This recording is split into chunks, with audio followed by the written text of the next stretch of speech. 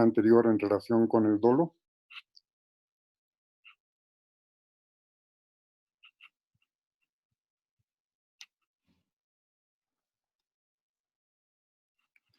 Si no hay dudas o comentarios, vamos a continuar y pues vamos a compartir otra vez la presentación. Profesor, buenos días. Buenos días, díganos. ¿Podría explicar otra vez las diferencias entre el dolo bueno y el dolo malo, por favor? Sí, mire, ahorita usted está viendo en la pantalla una definición de dolo que dice que es conocer los elementos del tipo o prever el posible resultado típico y querer o aceptar su realización. Ahí usted puede ver en esa definición que hay dos grandes elementos. Uno cognoscitivo, que sería el conocer los elementos del tipo o prever el resultado posible, y uno volitivo, que sería el querer o aceptar su realización.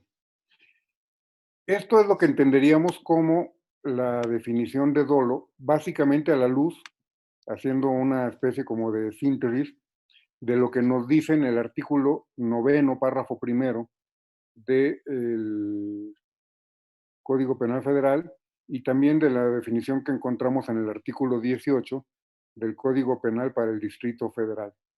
Palabras más, palabras menos, en algunos se llega a hablar de los elementos objetivos, pero en realidad vamos a entender que si recordamos, dijimos que el tipo tiene elementos objetivos, normativos y subjetivos. Los que se tienen que conocer son los objetivos y los normativos, no los subjetivos porque esos tienen que ver con la mente del sujeto.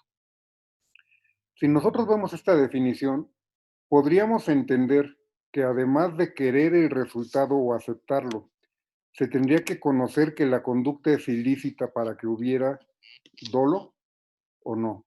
Esa es la pregunta que nos tenemos que responder para entender lo del dolo bueno y el dolo malo. Sí, de alguna manera, Galo, el dolo directo implicaría conocer y querer, y cuando decimos conocer o, digamos, también prever el posible resultado típico y aceptar sería el dolo eventual.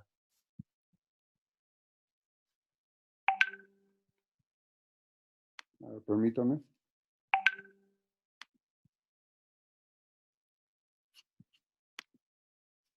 Permítanme tantito para...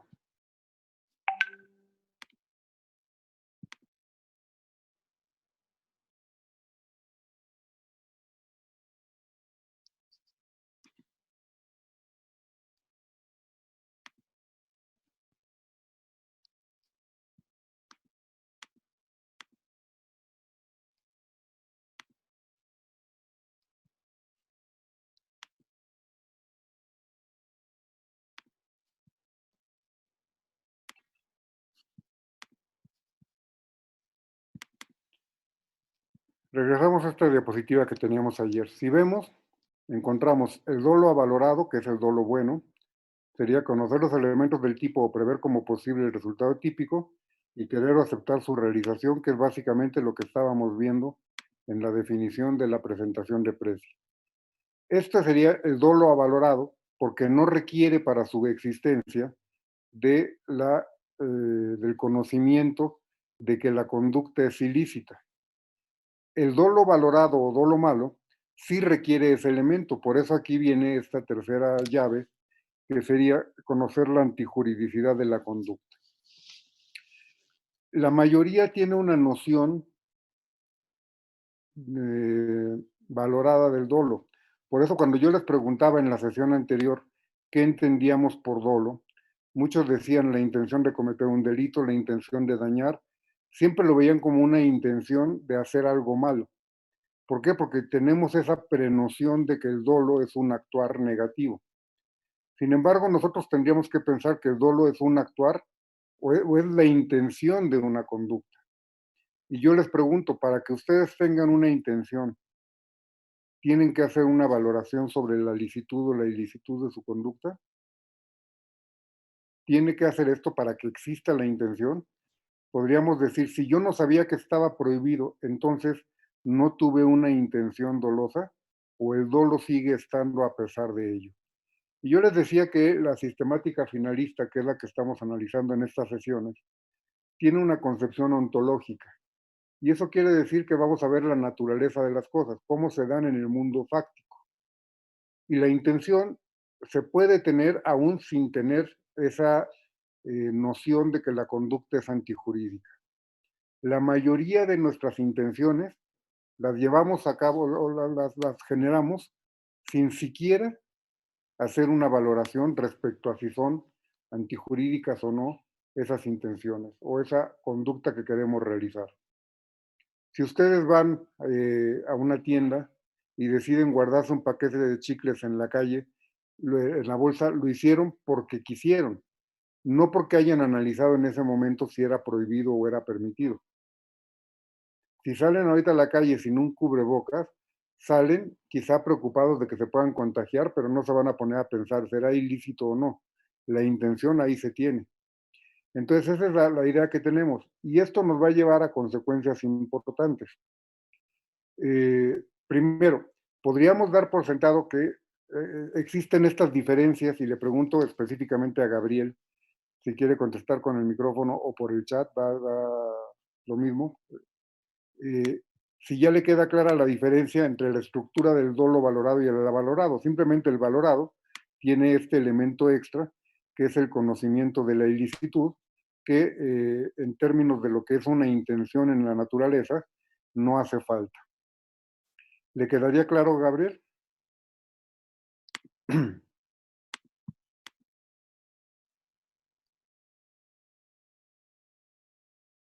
Así es, Gabriel, no es necesario que se conozca.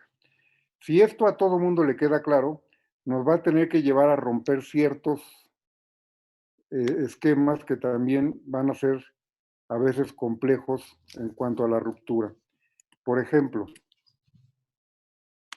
un inimputable puede actuar con dolo, sí o no. Pónganmelo en el chat, por favor.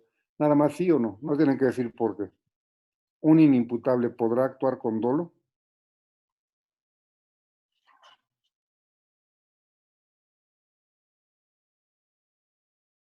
Recuerden que el inimputable es el que no tiene capacidad para comprender la ilicitud o para conducirse de acuerdo con esa comprensión.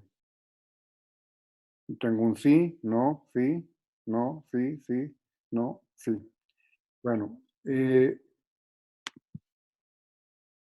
quienes consideran que un inimputable no puede actuar con dolo, lo están haciendo porque están considerando que está impedido para conocer la ilicitud. Pero si nosotros decimos que un inimputable no puede conocer la ilicitud, pero que ese conocimiento de la ilicitud no hace falta para que exista el dolo, ¿cuál sería el impedimento para que el inimputable pudiera actuar dolosamente? Y yo les pregunto, ¿un inimputable no puede ir por la calle y querer apoderarse de algo y apoderarse? Un inimputable no puede ver, por ejemplo, a una persona que le resulta atractiva e imponerle una cópula voluntariamente con intención de copular. No sabe que está prohibido, pero sí tiene la capacidad de intención. Tampoco lo podemos cosificar. Es un ser humano y tiene intenciones. Y lo que no debemos de hacer es que el derecho le cambie la naturaleza a las cosas. Vamos a suponer que yo ahorita, ya saben que mi pleito desde el principio con ustedes fue ese afán de no activar las cámaras y que ya me hicieron desistir. Pero vamos a suponer que yo ahorita emito un decreto y digo, a partir de este momento entra en vigor el decreto en el que automáticamente y sin que ustedes lo tengan que activar, se activan las cámaras. ¿Se van a activar? Pues no, porque el derecho no puede modificar lo que está pasando en la naturaleza nada más por decreto. Si el derecho dice, vamos a establecer que la intención tenga que ser valorada, eso no va a cambiar que en la naturaleza las personas pueden actuar con intención aún sin conocer la ilicitud. Volvemos al ejemplo de un niño. Un niño pequeño va y se apodera del juguete del amiguito. Él lo hace con intención. Lo que no sabe es que está prohibido. Si es muy pequeño, a lo mejor ya lo sabe. Pero no es requisito para que se configure la intención el que conozca que su conducta es ilícita. Y entonces, si nosotros pensamos en los tres elementos del delito, que dijimos son tipicidad, antijuridicidad y culpabilidad, vamos a tener que entender que se tienen que ir verificando en orden. Una cosa que yo les voy a suplicar para el siguiente semestre que lleven delitos en particular. Muy probablemente van a llegar con un profesor que les va a preguntar, ¿cuáles son los elementos del delito para ustedes? ¿Con quién llevaron clase? Porque sabiendo con quién llevaron clase ya sabe uno más o menos qué le da a cada quien.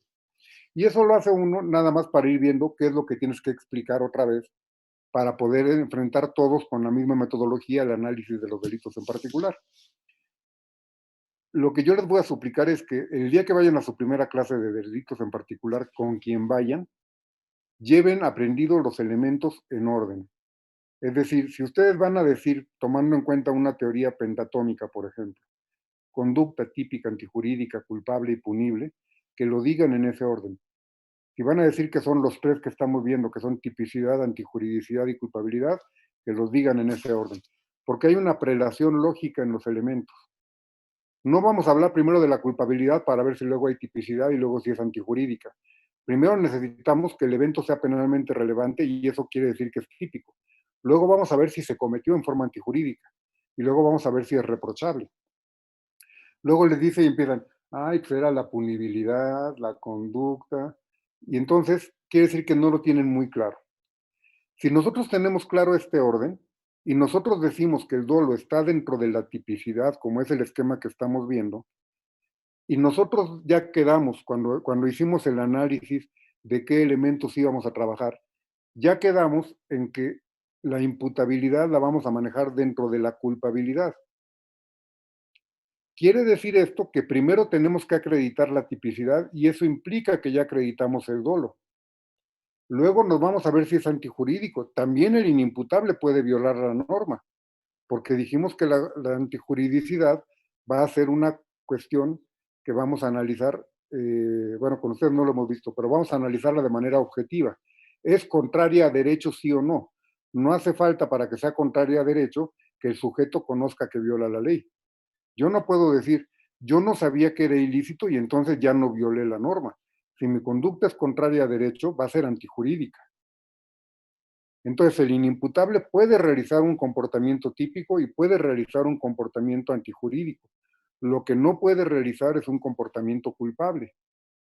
Y entonces, vamos a decir que se excluye la culpabilidad cuando el sujeto es inimputable, pero la tipicidad y la antijuridicidad prevalecen.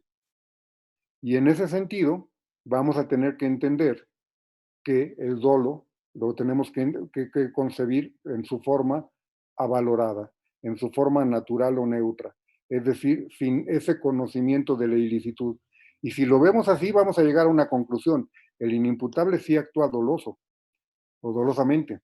Incluso va otra pregunta.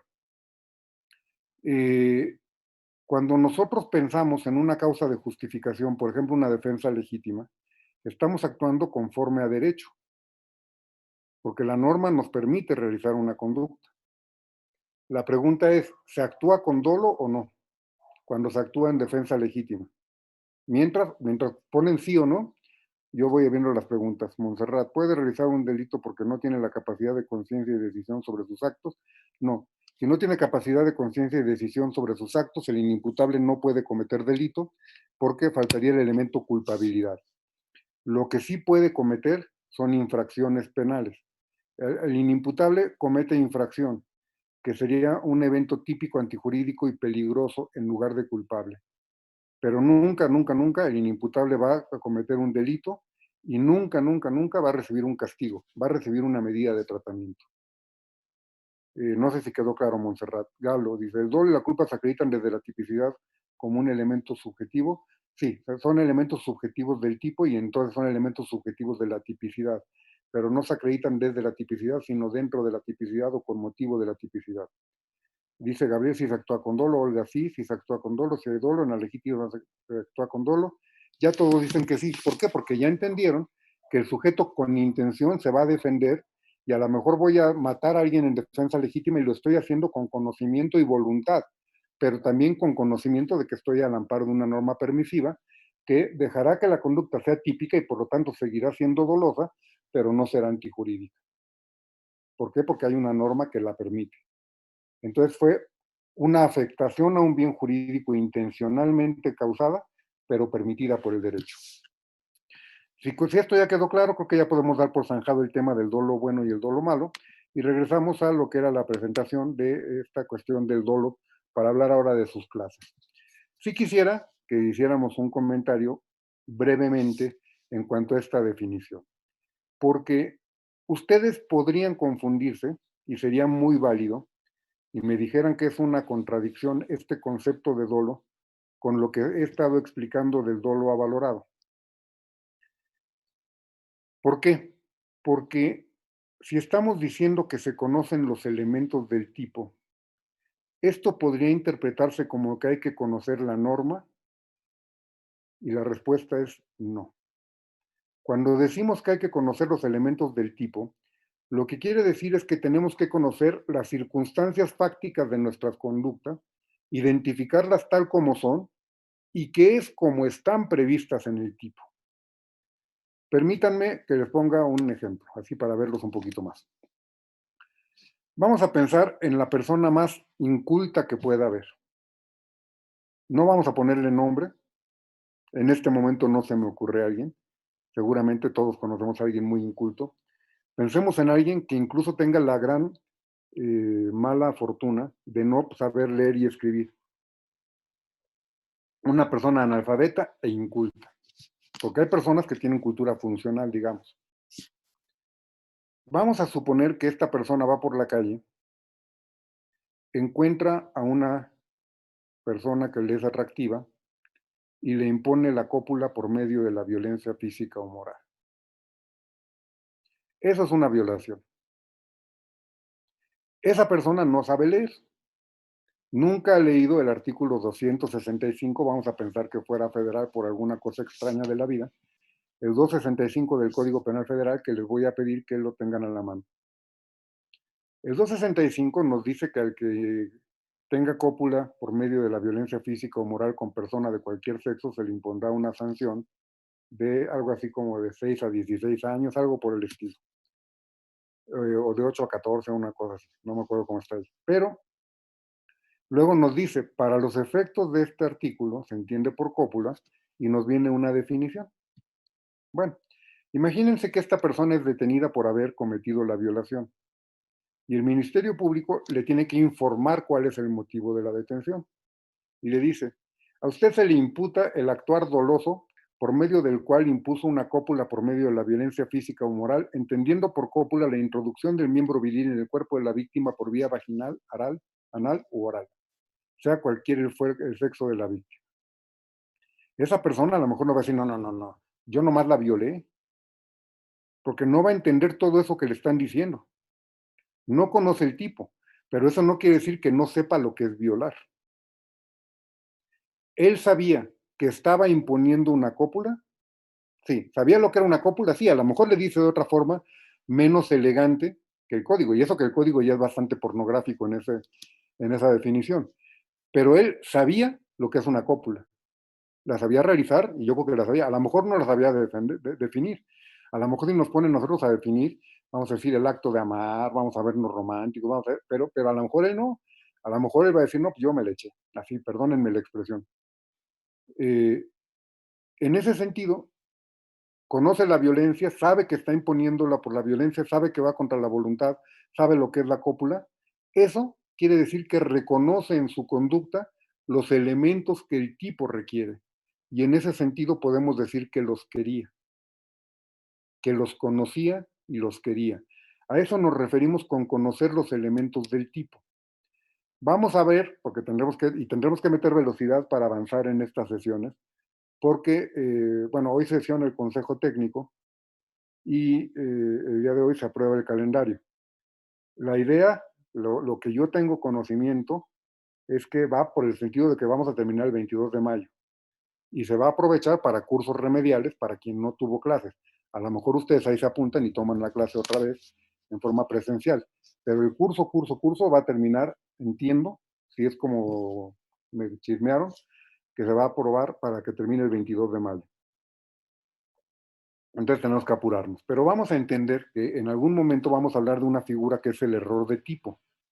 El error de tipo excluye el delito en ciertas condiciones y es cuando el sujeto no conoce los elementos del tipo o no reconoce los elementos del tipo en su conducta. No quiere decir que piense que la conducta está permitida. Vamos a pensar en un sujeto que es, yo no sé si impartiría curso remedial, Galo, muy probablemente, porque luego nos ponen a los de tiempo completo a que demos eso, y como director del seminario, pues muy probablemente me toque también, pero no lo sé. Lo cierto es que tenemos que centrarnos un poquito más, entonces vamos a hablar del error de tipo muy brevemente. El error de tipo es no conocer un elemento del tipo dentro de esta conducta que estamos realizando. Y vamos a pensar en Kalimba. Kalimba, que nos dejó un ejemplo muy vivo para todas estas materias, al tener una relación sexual con una menor de edad. Kalimba, vamos a pensar, él no sabría que era prohibido tener una relación sexual con una menor. Seguramente sabría que sí, sobre todo si era con engaño, si era, porque vamos, una relación sexual en sí, si es después de 15 años y no la engañas, no tendría por qué ser delito, salvo que fuera corrupción de menores. Si es con engaño sería estupro, si es con violencia sería violación, si no sería corrupción de menores, o pues, tendríamos que llegar a pensar en alguna cuestión de turismo sexual, cosas por el estilo. Pero en términos generales vamos a pensar que él creía que era adulta. El error no es que él pensara que la norma permitiera tener relaciones con menores. El error es que él no reconoció que ella era una menor. Y el no reconocer en su conducta fáctica que Diana, porque así se llamaba la muchacha, era menor, nos hace que estemos ante un error de tipo y que se considere que no hay dolo porque el sujeto no conoce los elementos del tipo. Insisto, tú te puedes saber el tipo penal de memoria. Yo les puedo decir, el estupro es tener cópula con mujer o con hombre, con persona, cualquiera sexo, mayor de 15, menor de 18 años, obteniendo el consentimiento a través del engaño. Conozco el tipo.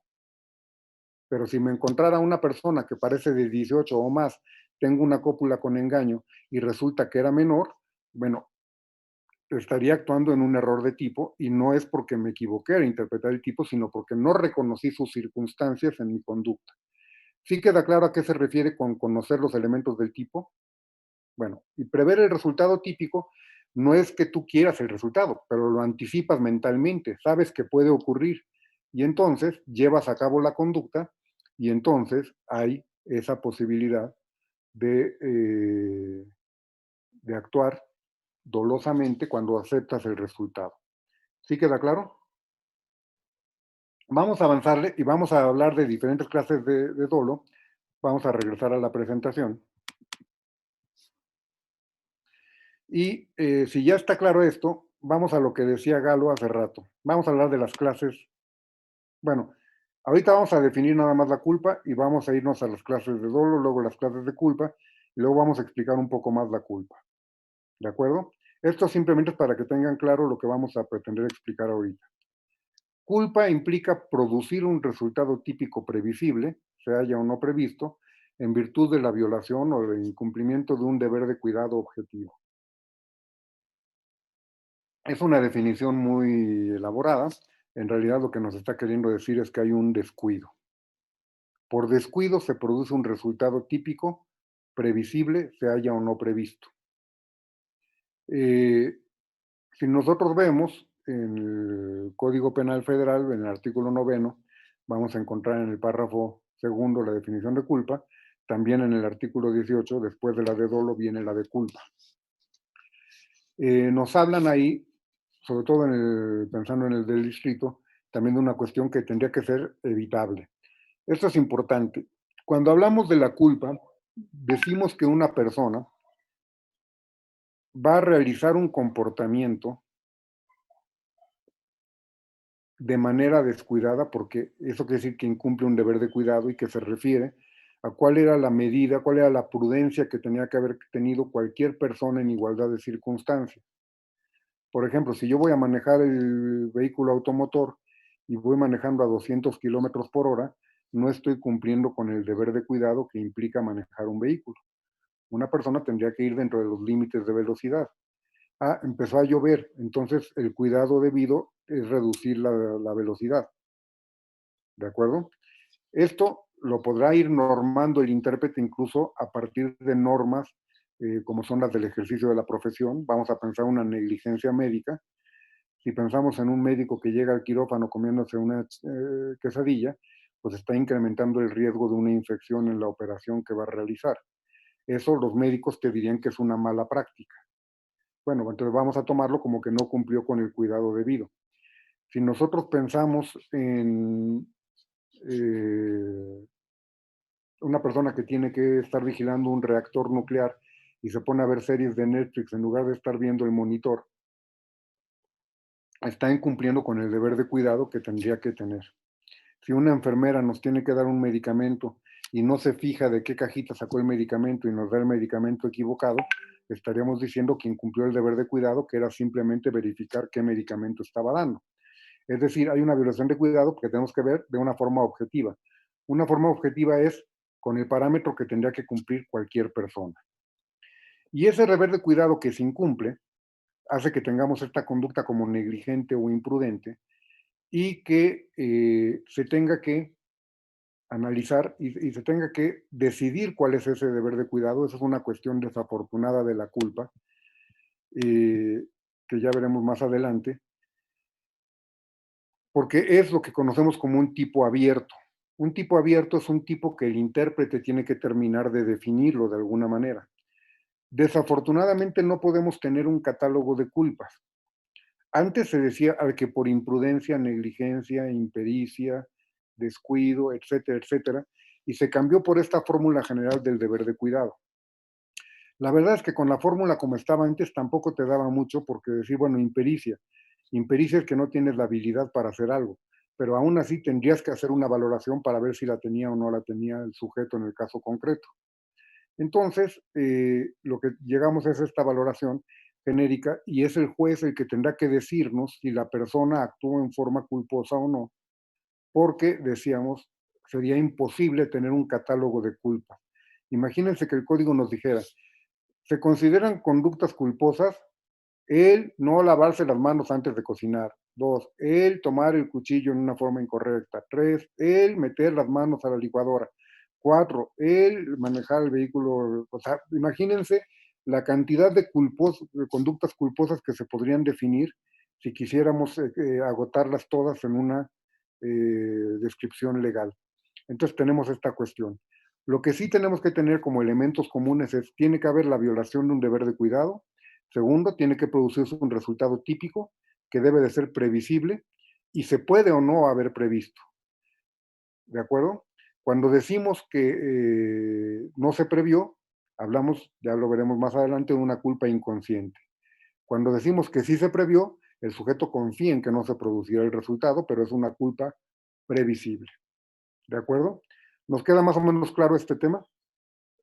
Como introducción, más adelante podemos hablar un poco más de la culpa. Ahora vamos a ver la diferencia entre algunos aspectos que son importantes. Vamos a regresar a hablar ahora del dolo directo y del dolo eventual. Nosotros vamos a tomar estas dos clases y una subclase que va a haber de dolo directo para la clasificación del dolo. Hay otras, hay quienes hablan de dolo genérico, dolo indeterminado, dolo indirecto, hay otras formas de manejar las denominaciones que estamos viendo, por ejemplo, dolo de consecuencias necesarias, etc.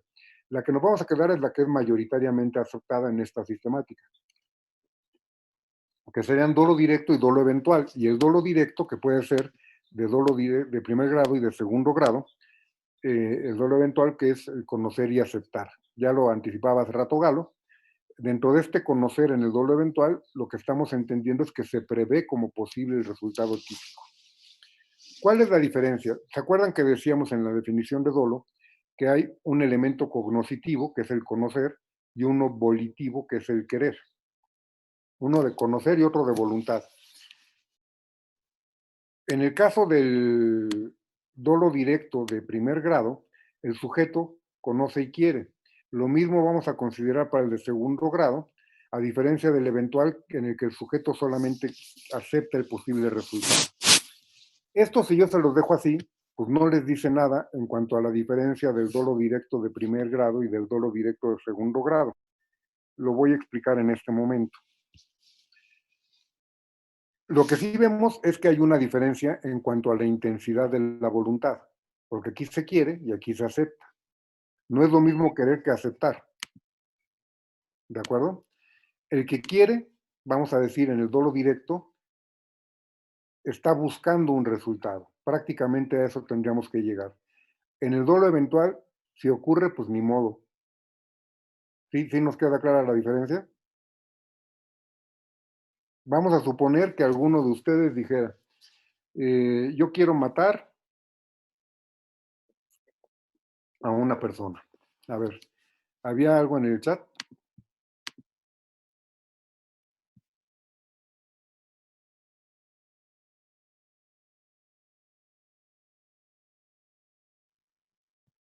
Ok,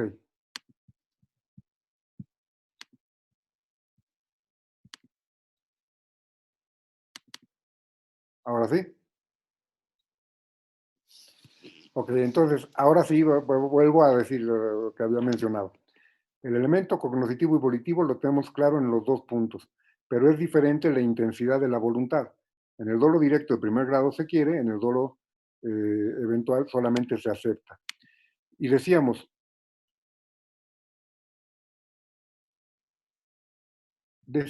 que en el caso del dolo directo, el sujeto quiere el resultado. Yo les pongo un ejemplo. Vamos a suponer que alguno de ustedes quiere matar a alguien. Eh, ¿Quién quiere ser el voluntario que nos ponga el ejemplo de cómo mataría a alguien? Alguien que levante la mano y que active su micrófono. Nadie los va a considerar antisociales ni nada. Por lo menos yo no. Pues no andan muy participativos hoy. Yo levanté Ya la mano. levantaron la mano varios. Este,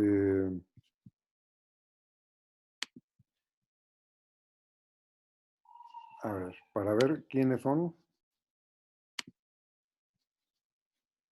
Tenemos a Daniel y tenemos a Montserrat. Tenemos también acá a un compañero que no me aparece su nombre, pero que está ahí. Galo ya levantó la mano.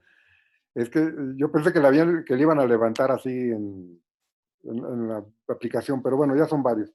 Entonces, como son varios y ya no supe quién fue primero, vamos a dejarlo al azar. El que active primero empieza a hablar y ya se ganó. Yo, profesor. Ya ganó Galo. A ver, ¿cómo mataría a alguien si usted quisiera matar a alguien? ¿Qué medios elegiría? Yo lo que utilizaría, hay una serie que me agrada bastante que se llama White Collar, que son delitos de cuello blanco, pero ocurren otro tipo de delitos también. Y hay un episodio en el que se intenta asesinar a alguien a través de una porción muy pequeña de cianuro de potasio. Ok. Sí. ¿Y cómo se lo va a proporcionar?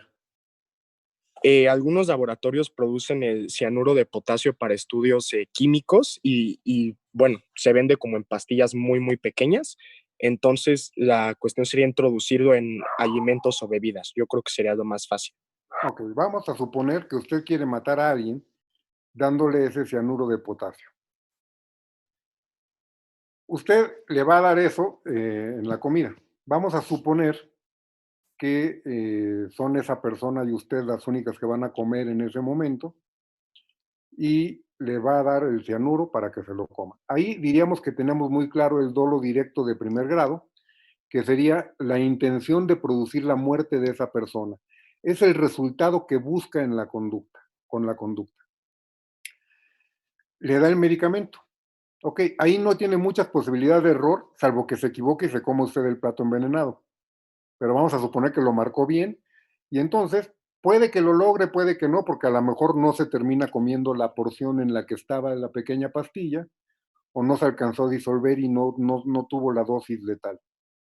Pero vamos a suponer que esto usted se lo manda a su casa a alguien, como decíamos, utilizando a alguien como instrumento. Se lo manda a alguien y vamos a suponer que se lo manda a alguien que vive con su familia. Y vamos a suponer que usted dice, no, pues a fulanito de tal, yo sé que le encanta tal platillo, unas enchiladas de mole que tienen esto para que el mole le mate el sabor del cianuro. Sin embargo, a la hora que llegan a la casa, usted no sabe si esa persona es la que se los va a comer o se los va a regalar a alguien más.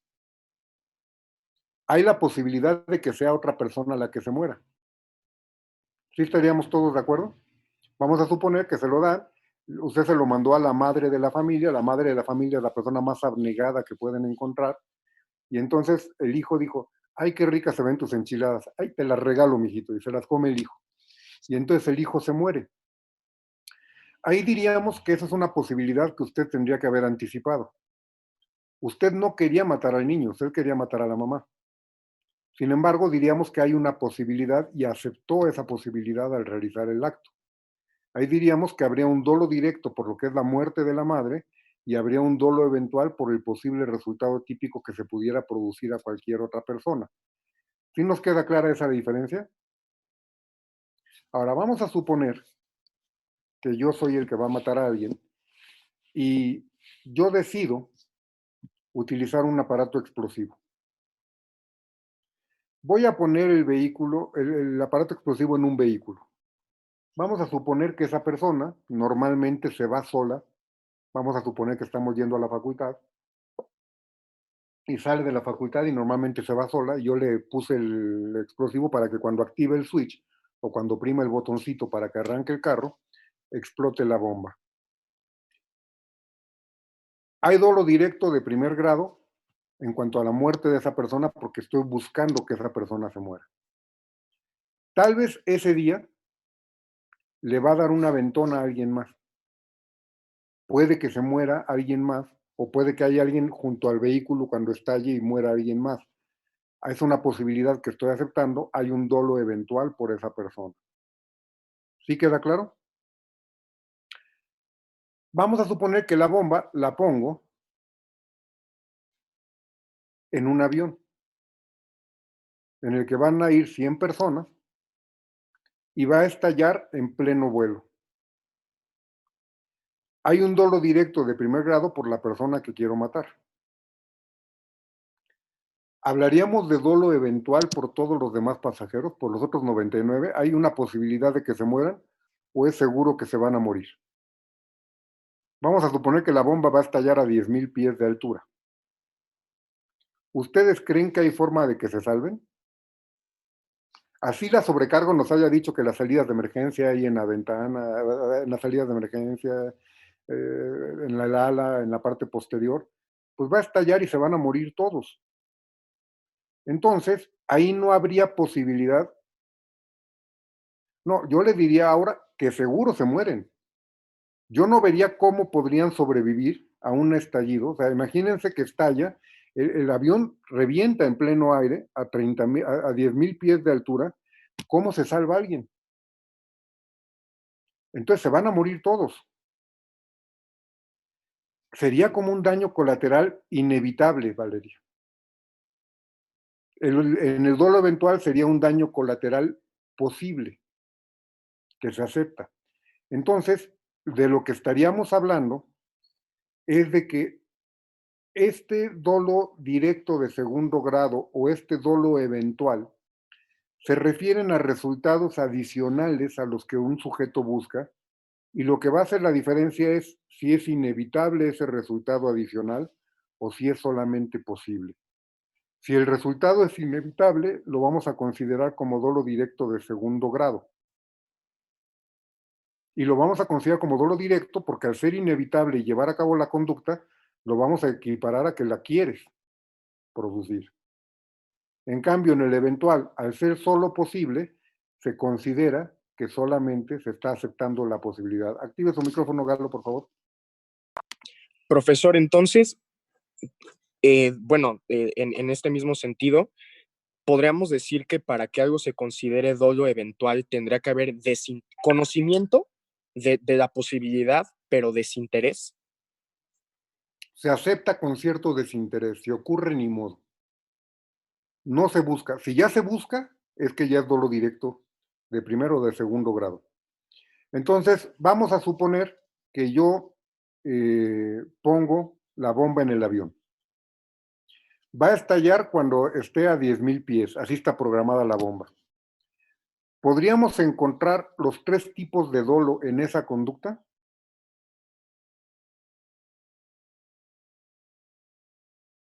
¿Podríamos encontrar los 3? Por ejemplo, Yo quiero matar a una persona que es el pasajero X.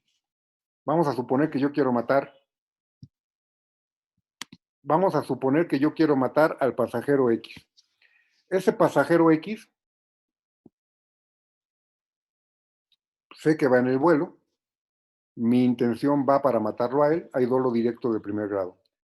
Vamos a decir que hay dolo directo de segundo grado por todas las vidas de las demás personas y por los bienes que voy a dañar dentro de lo que es el avión, incluyendo el avión mismo.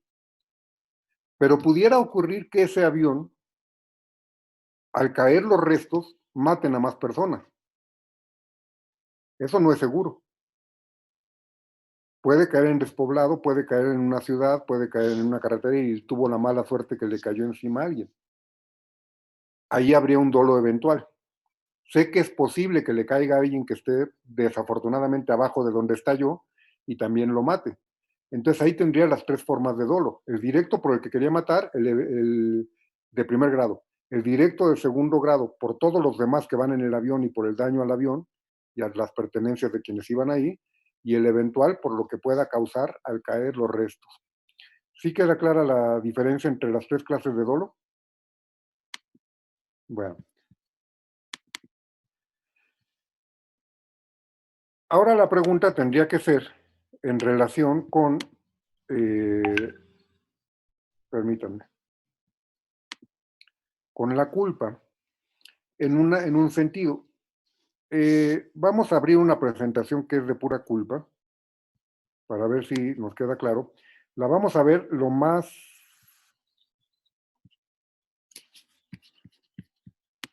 rápido posible, porque me interesa llegar a unos videos a ver si se pueden transmitir bien.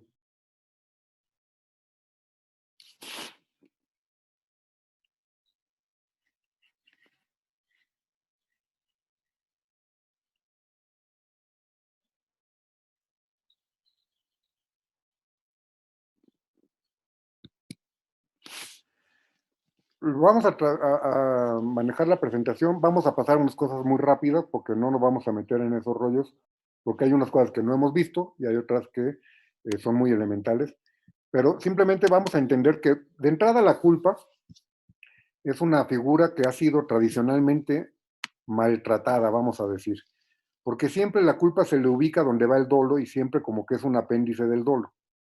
Entonces aquí es como una reivindicación a la culpa.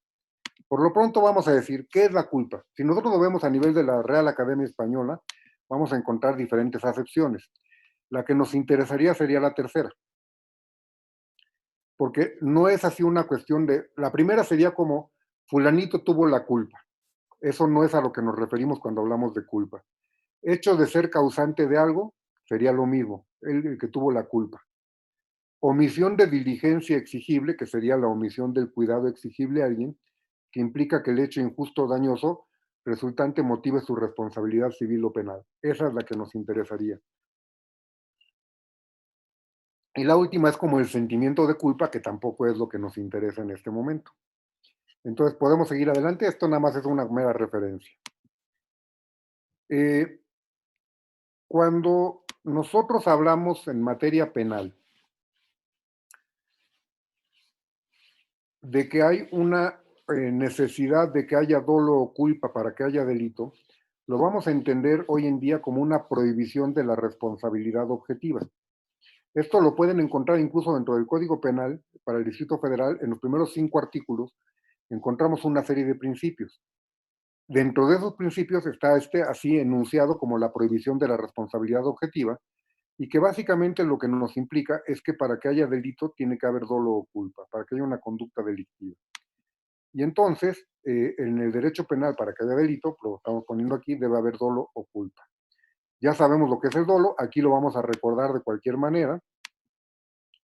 Ya lo habíamos dicho, dolo es conocer los elementos del tipo o prever el resultado típico y querer o aceptar su realización. Y las clases de dolo, que ya lo habíamos señalado, no tiene caso que empecemos nosotros a repetirlo. Simplemente dolo directo de primer grado, el sujeto encamina su conducta a la consecución de un resultado. Dolo directo de segundo grado, el sujeto prevé resultados adicionales inevitables y al realizar la conducta en esas condiciones se entiende que los quiere. Por eso también a este dolo directo de segundo grado se le conoce como dolo de consecuencias necesarias. Eso ya lo vimos, no tiene caso detenernos. Dolo eventual, el sujeto prevé resultados adicionales posibles y los acepta. ¿De acuerdo? Ahora vamos ya a lo que es la culpa. En el Código Penal Federal nos dice, obra culposamente el que produce el resultado típico que no previó siendo previsible o previó confiando en que no se produciría, en virtud de la violación a un deber de cuidado que debía y podía observar según las circunstancias y condiciones personales. Vemos que aquí viene la cuestión de la evitabilidad, porque recuerden que nadie está obligado a lo imposible. Yo puedo actuar con descuido, pero si la conducta implica un resultado inevitable, y ahorita no se me ocurre uno en el que digamos, era inevitable que ocurriera esto y mi conducta culposa no importó, pero suponiendo que se pudiera llevar a cabo, pues no habría culpa. En el Código Penal para el Distrito Federal, el artículo 18 nos dice que obra culposamente el que produce el resultado típico que no previó siendo previsible o previó confiando en que no se produciría, en virtud de la violación de un deber de cuidado que objetivamente era necesario observar. Básicamente estamos viendo similitudes en las dos definiciones. Expresamente en el código local se habla de que el deber de cuidado debe de ser objetivo, pero de cualquier manera la doctrina lo ha interpretado en la misma forma. Esto lo encuentran en el código, no es necesario que lo copien aquí, lo pueden ver ahí. Insisto, es el artículo 9, párrafo 2 del Código Penal Federal, y en el caso del distrito lo encuentran en el artículo 18. Elementos de la culpa. Incumplimiento de un deber de cuidado objetivo. Ya dijimos que esto a lo que se refiere es a que es el cuidado que tendría que reunir cualquier persona en igualdad de circunstancias. Si a ustedes les gusta el automovilismo, por ejemplo, la Fórmula 1, pueden saber que Lewis Hamilton ha dominado la Fórmula 1 en los últimos años, junto con Nico Rosberg en alguna temporada que fue campeón, pero que Mercedes ha ganado.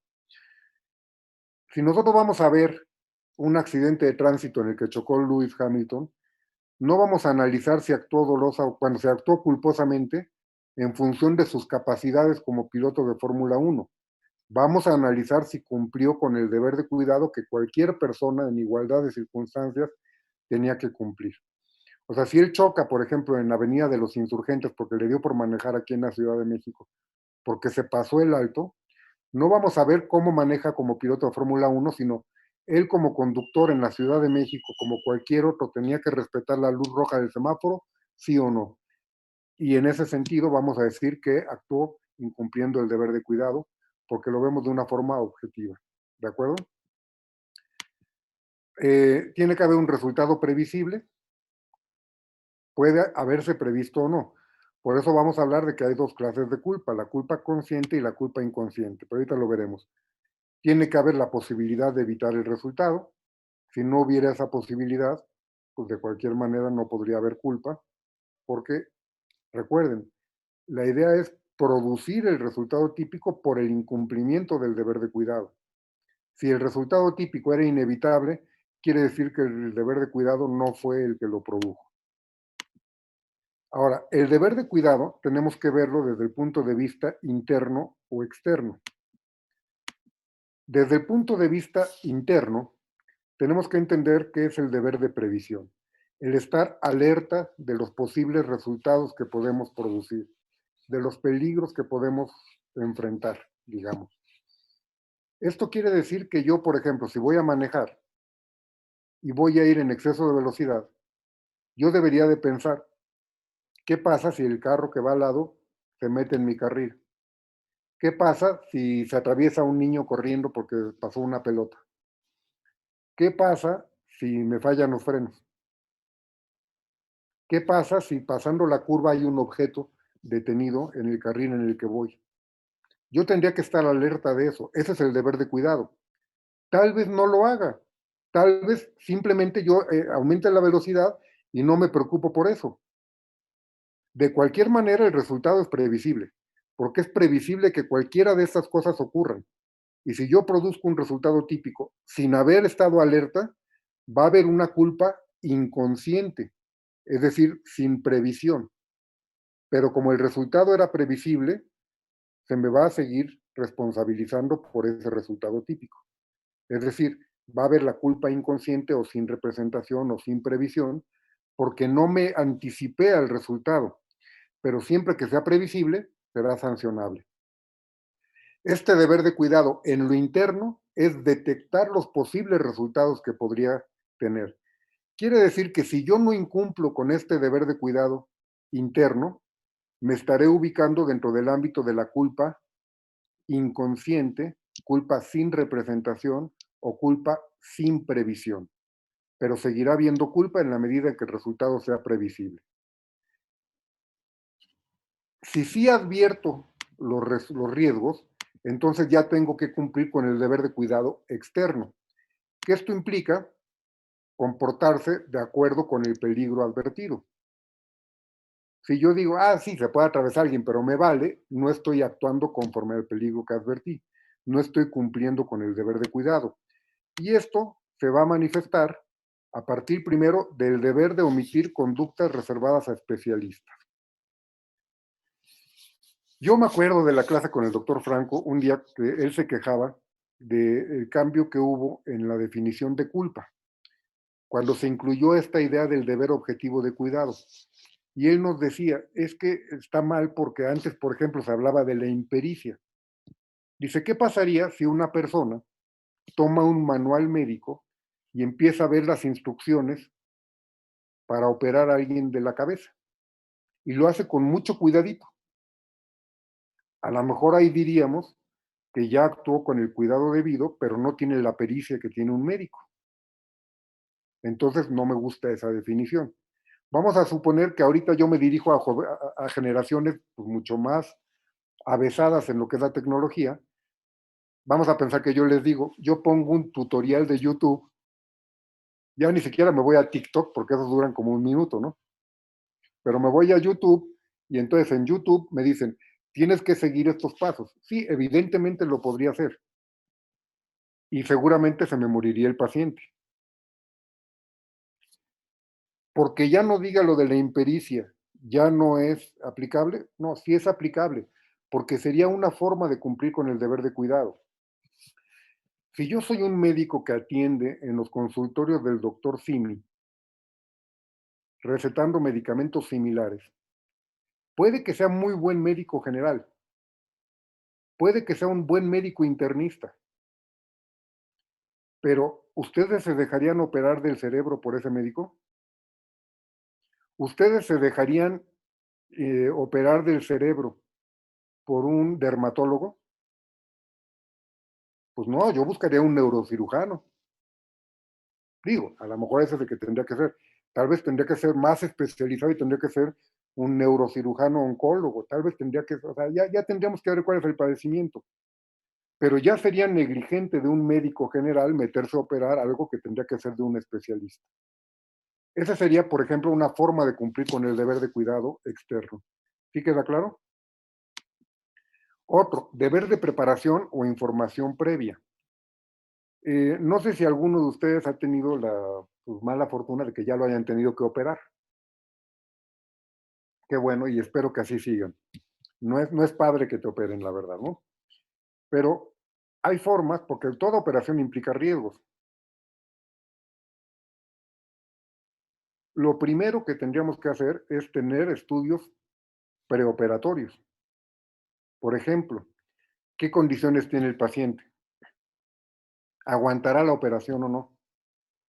Vamos a suponer que son médicos y van a aplicar una medicina con penicilina.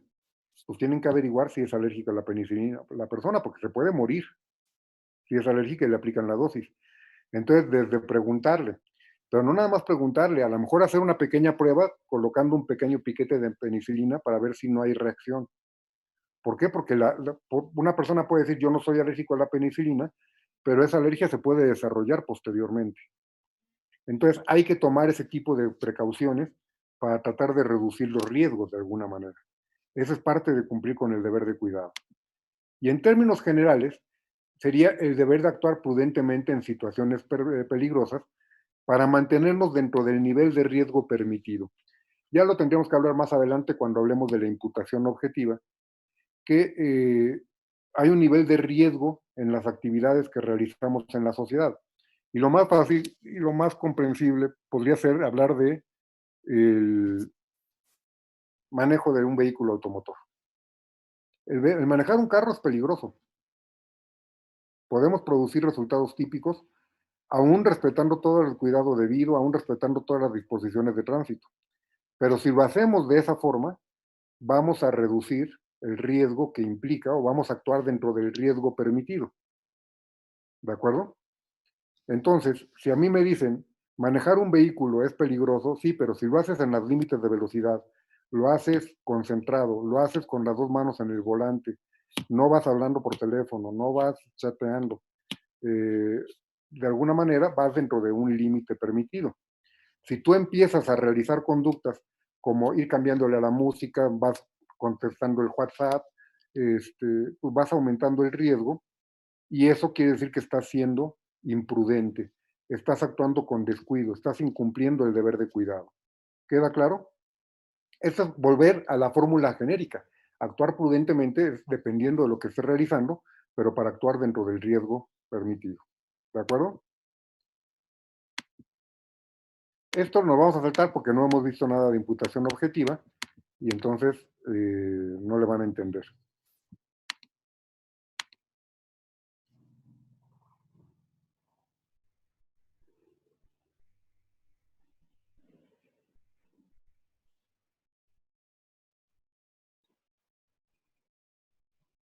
A ver, tengo preguntas que no había visto, una de Pau Solís y otra, tengo ahora una de Olga Beatriz. Contesto primero la de Pau. El dolo directo de primer grado y de segundo grado se refieren a lo que el sujeto busca o, digamos, conoce y quiere, y estamos equiparando a que se quiere cuando los resultados serían inevitables. Pero eso no quiere decir que se consigan. Eso es importante que lo diga. Eh, Cuando nosotros hablamos del dolo directo de primer grado es que el sujeto busca producir un resultado. Nos referimos a la intención del resultado buscado, pero no quiere decir que se consiga. Si yo quiero matar a esa persona en el avión, estoy actuando con dolo de primer grado por el que quiero matar, con dolo directo de segundo grado por el sujeto, todos los sujetos que están ahí y por los daños que pueda causar, y con un dolo eventual por lo que serían todos los sujetos y los bienes que pudiera dañarse con la caída de los restos.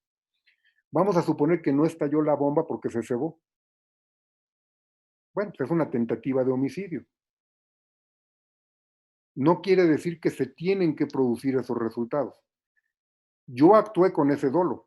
Cuando estamos viendo el dolo, lo estamos viendo desde el punto de vista de la conducta, no desde el punto de vista de si se logró el resultado. La conducta buscaba esos resultados, la conducta aceptaba esos resultados. No quiere decir que coinciden.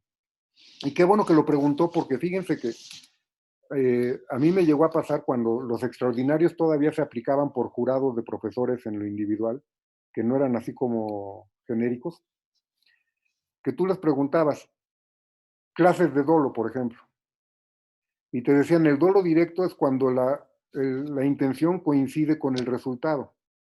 Y no, no tiene que coincidir porque tal vez no se logra el resultado. En el caso de la tentativa, la conducta dolosa es la misma que en la consumación. Lo que no se logró fue producir el resultado.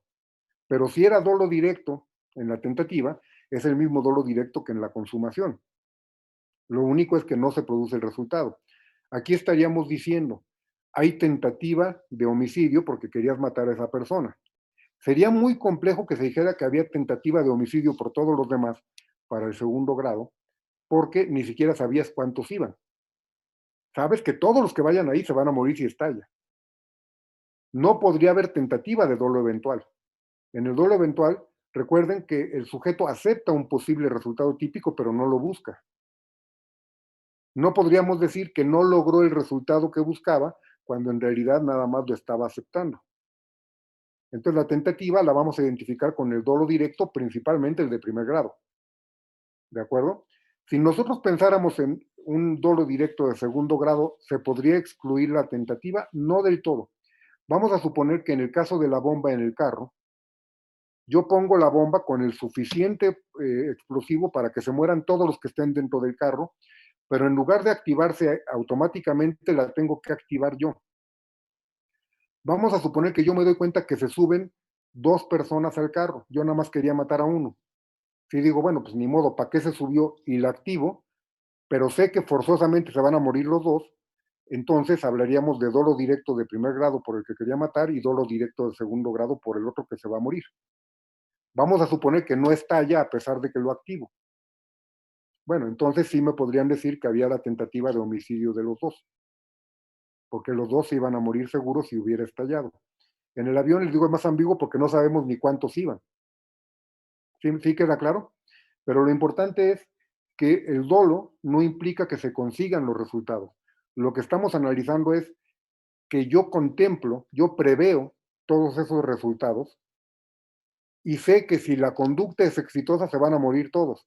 Eso sería entonces un dolo directo de segundo grado. El dolo directo de primer grado por el que yo quería matar. ¿Sí le queda claro, Pau? Sí, muchas gracias, profesor. De nada. Ahora, Olga. No sé si lo que quiera es que repita lo del deber interno de cuidado o lo que es la culpa inconsciente en sí. Lo que tenemos que entender es, hay 2 clases de culpa. Una en la que el sujeto sí prevé el posible resultado típico, pero confía en que no se producirá. Y la otra en la que el sujeto ni siquiera se lo imagina, no se lo representa porque no estuvo pendiente de las posibles consecuencias de sus actos, pero que va a existir culpa en la medida en la que sea previsible ese resultado. ¿De acuerdo? Entonces, de lo que estamos hablando, permítanme, ya. Es que está silenciado el teléfono, pero sonó en la computadora, lo siento. De lo que estamos hablando es, en la culpa, vamos a decir que cuando el sujeto sí se imagina que puede producir el resultado, la vamos a conocer como culpa consciente o culpa con previsión o culpa con representación, porque el sujeto sí representó mentalmente el que podía producir el resultado. Y vamos a hablar de una culpa en la que el sujeto ni siquiera lo pensó, no se lo anticipó, y esa es la culpa inconsciente, sin previsión o sin representación. Entonces, en ese sentido, de lo que vamos a hablar es de que en los dos tiene que ser previsible el resultado. En uno sí lo prevé, en otro no lo prevé. En los dos hay culpa porque se incumple el deber de cuidado. Sí tendríamos que ir entendiendo que cuando hay culpa consciente, es decir, cuando el sujeto sí se representa el posible resultado, sí hay un nivel de aceptación del resultado, porque si no, no lo llevas a cabo. Si yo voy manejando con exceso de velocidad y digo, híjole, ojalá que no se me atraviese alguien porque lo voy a atropellar, y sigo manejando con esa velocidad, estoy aceptando la posibilidad. Si yo no acepto esa posibilidad, entonces bajo la velocidad. ¿Sí queda claro? No sé si ya le queda claro, Olga. Y vamos a poder fundar la culpa o la sanción en la culpa, no en el incumplimiento del deber de cuidado externo en sí, porque va a decir, pues yo ni siquiera me imaginé el resultado. Sí, pero el problema es que ni siquiera te lo imaginaste. Ya eso implica que actuaste con descuido. Por eso hablamos del deber de cuidado interno. ¿De acuerdo? Bueno, en la culpa vamos a tener un sistema de números clausus. Esto suena bien elegante. Cuando quieran impresionar a alguien, lo pueden usar y dicen, no, pues el sistema de números clausus en la culpa, que implica que no se van a castigar todas las conductas culposas, sino solamente las que la ley establece. Y esto es contrario a lo que sería, ya para que apantallen bien, un sistema de números apertus. El sistema abierto sería que cualquier resultado típico producido culposamente sería castigado. El derecho penal, recuerden, o por lo menos si no lo sabían, ténganlo presente, para que no sea autoritario, debe ser de intervención mínima. No debe de regular todo. Cada vez que nosotros vemos un tipo penal, cada vez que se crea un tipo penal, entiendan lo que eso es una reducción de nuestras libertades. porque entre más nos prohíban o nos ordenen en la norma penal, más están limitando nuestras capacidades de actuar libremente. Si yo ahorita les digo, va a estar prohibido que apaguen la cámara, va a estar prohibido que bostecen, va a estar prohibido que se distraigan, va a estar prohibido que apunten, va a estar prohibido que hagan captura de pantalla, va a estar prohibido que pregunten, va a estar prohibido que respiren, pues ya los maté. Porque aparte les estoy reduciendo todas las libertades y ahora ya ni respirar pueden. Entonces, ¿qué es lo que debemos de hacer? Buscar un derecho penal que permita que la sociedad se desarrolle correctamente, protegiéndola, no reprimiéndola en todo.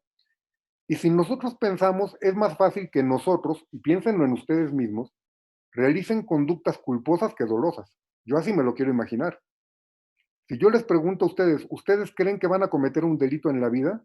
No pueden excluir la posibilidad, pero yo quiero pensar que no la están excluyendo porque saben que algún día pueden actuar imprudentemente, que sería en forma culposa.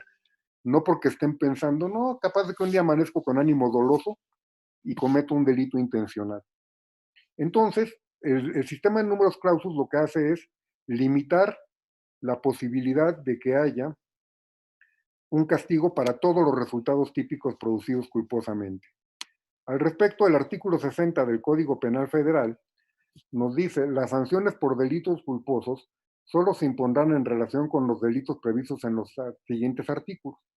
Y vienen un número de artículos X. Esto, chéquenlo. Esta presentación ya la hice hace tiempo. Según yo no lo han cambiado, pero chéquenlo luego para que no nos vayan a salir con que no está actualizado. El Código Penal para el Distrito Federal también lo establece y establece los delitos culposos solamente serán punibles en los casos expresamente determinados por la ley. No quiere decir, esa es mi interpretación evidentemente, que todos los demás que se puedan producir culposamente no sean delito. Lo que estamos diciendo es que no se castigarían, porque la redacción es clara. Las sanciones por delito culposo solo se impondrán.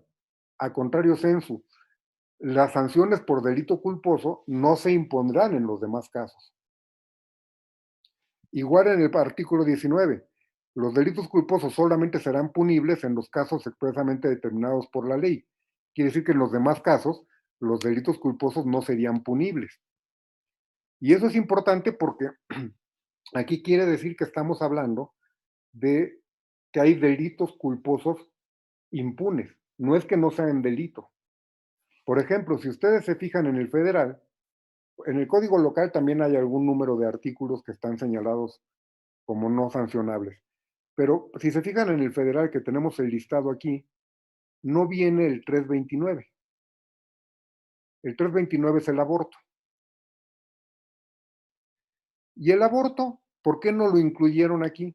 Pues porque seguramente quien hizo este listado se acordó cuando estudió Derecho Penal, si es que era abogado y estudió Derecho Penal, que el aborto cuando es producido por la imprudencia de la mujer embarazada no es punible, porque se considera que una mujer que ya provocó la interrupción del embarazo negligentemente, pues ya bastante sufre con la pérdida, como lo ven materialmente, de su hijo, aunque todavía sea el producto de la concepción. ¿Para qué la castigamos? ¿Qué ganamos con meterla a la cárcel? Lo que se les olvidó es que se puede causar por un tercero. ¿Qué ocurre si vas con un médico, te empieza a practicar un estudio y te interrumpe el embarazo por negligencia? Pues no sería sancionable porque no está dentro de las hipótesis de delito culposo en los que sí se aplica el castigo. Eso es delicado porque pues, imagínense a la mujer embarazada que va al médico para ver que todo esté funcionando bien, le hacen un estudio y le interrumpen el embarazo y digan, ups, fue por culpa, entonces qué bueno porque no se castiga. Esto es una consecuencia del sistema de números clausus. No es que esté mal el sistema, es bueno porque la mayor cantidad de conductas que podríamos realizar serían culposas y entonces el derecho penal estaría siendo más expansivo si todo lo castigara. ¿De acuerdo? Vamos a seguir. La punibilidad de los delitos culposos normalmente es la cuarta parte de la señalada para los delitos dolosos. Esto si la ley no dispone otra cosa. Hay casos, por ejemplo, en el Código Penal para el Distrito Federal, Se establece que si se produce, por ejemplo, el homicidio con motivo del tránsito de vehículos bajo la influencia de drogas o alcohol, en lugar de ser la cuarta parte, es la mitad de la pena. Y entonces ahí aplicaríamos, por ser un concurso aparente de normas, la ley especial. Independientemente de que aplicaría hasta el principio de subsidiariedad, que no nos gusta mucho, porque dice, si la ley no dispone otra cosa, y aquí la ley sí dispone otra cosa. ¿De acuerdo? Es importante no confundir la culpa con dos figuras, con la omisión y con la culpabilidad. Con la culpabilidad, que la vamos a entender como la reprochabilidad del evento típico y antijurídico, en virtud de haber sido realizado a sabiendas de que se violaba la norma y teniendo otra alternativa de actuación. Esto se refiere a nuestro tercer elemento del delito. Nosotros de lo que estamos hablando es de una forma de manifestación de la conducta, que sería la negligencia. No hay que confundirlo. La culpabilidad como tercer elemento del delito va a existir tanto para delitos dolosos como para culposos. En los dos va a haber culpabilidad. En los dos va a haber culpa. Si una persona va manejando con exceso de velocidad, sabe o debe saber, pues, tiene por lo menos un conocimiento potencial de que su conducta es antijurídica. Tan es así que si vamos manejando rápido y vemos un policía de tránsito, le bajamos. Si sabemos que hay un radar de velocidad, le bajamos. ¿Por qué? Porque sabemos que está prohibido y que nos van a poner una multa. Y aún así la llevamos a cabo. Eso quiere decir que la conducta va a ser reprochable. ¿Sí queda claro? Entonces no hay que confundir culpabilidad con culpa. Si yo les pregunto un día, si yo me los encuentro un día en la facultad, en los pasillos, salud, Pau. Si yo me los encuentro en la facultad y les digo, oiga, a ver si es cierto que aprendieron algo en esas clases extras que tuvieron. ¿Cuáles son los elementos del delito? Y me dicen, tipo, antijuridicidad y culpabilidad, me voy a sentir muy mal porque confundieron tipo con tipicidad. Si me dicen tipicidad, antijuridicidad y culpa, me voy a sentir muy mal porque confundieron culpa con culpabilidad. Recuerden que la culpa es parte del tipo y de la tipicidad. ¿De acuerdo? Recuerden que es la negligencia, imprudencia del descuido de la conducta. Y cuando hablamos de culposo, nos referimos a la culpa. Cuando hablamos de culpabilidad, hablaríamos de culpable. No confundan tampoco esos términos. Culposo tiene que ver con culpa, culpable con culpabilidad. La culpabilidad nos va a servir, o la vamos a aplicar, ya lo había dicho yo, tanto para los casos de delito doloso como para culposo. En los dos casos va a haber culpabilidad como tercer elemento del delito. Y la culpabilidad nos va a marcar el parámetro para la individualización de la pena. Es decir, a alguien se le va a castigar en función del grado de culpabilidad. Eso va a ser de acuerdo al tercer elemento del delito, que es la reprochabilidad del evento típico. Esto de que se reproche el evento típico implica que se va a reprochar también el actuar culposo y el tipo de culpa, pero a nivel de juicio de reproche o de reprochabilidad. ¿Sí queda claro esto? No hay que confundirlo con la omisión. La omisión ya vimos que es una forma de conducta. Es la no realización voluntaria del movimiento corporal ordenado por el tipo. En una hay el incumplimiento del deber de actuar, en la otra hay el incumplimiento del deber de cuidado. La primera es la omisión, la segunda es la culpa. La omisión puede ser dolosa o culposa. O sea, yo puedo omitir el comportamiento ordenado con intención o por negligencia. No hay que confundirlas. Muchas veces, lamentablemente, ocurre. ¿De acuerdo? ¿Sí nos queda clara la diferencia? Por ejemplo, la enfermera que le tiene que dar un medicamento al paciente, no le da el medicamento, eso es omisión. Lo pudo haber hecho con intención o lo pudo haber hecho por negligencia, pero omitió. En cambio, le da el medicamento equivocado, porque no se fijó, entonces no habría omisión, pero sí habría culpa. porque actuó con, bueno, omitió con un, bueno, más bien actuó con descuido. ¿De acuerdo? Sí queda clara la diferencia entre culpabilidad, culpa, omisión y culpa. Bueno, ahora, dolo o culpa. Vamos a una interrogante. Para esto me gustaría que pongan muchísima atención. Es muy importante. Voy a dejar de compartir ahorita regresamos a la presentación. Porque les voy a poner algo para que ustedes decidan y voy a pedirles que todos participen en el chat cuando yo se los pida. Cuando nosotros hablamos de los elementos subjetivos del tipo, si vemos el listado que el otro día pusimos en la presentación, ¿se acuerdan que pusimos los elementos comunes, que serían los que ya hemos visto, y hasta el dolo o la culpa, y luego vienen las modalidades, que son los que pueden estar o no incluidos? Dentro de las modalidades incluimos los elementos subjetivos específicos, que serían elementos subjetivos distintos del dolo y la culpa. El dolo y la culpa serían como los genéricos. Y al estar como subjetivos quiere decir que tienen que ver con la voluntad del sujeto de alguna manera. Nosotros podríamos ver que concretamente en la culpa consciente, que es la culpa con previsión o culpa con representación, el sujeto sí anticipa la posibilidad de la producción del resultado, igual que en el dolo eventual. En los dos casos, el sujeto sigue llevando a cabo la conducta. Por lo tanto, podríamos decir que en los dos la acepta como una posibilidad. La pregunta sería, desde el punto de vista subjetivo, ¿cuál sería la diferencia entre el dolo eventual y la culpa consciente? Sí sé que en la culpa hay el incumplimiento de un deber de cuidado, pero si lo vemos nada más desde la aceptación del resultado previsto, ¿cuál sería la diferencia entre el dolo y la culpa?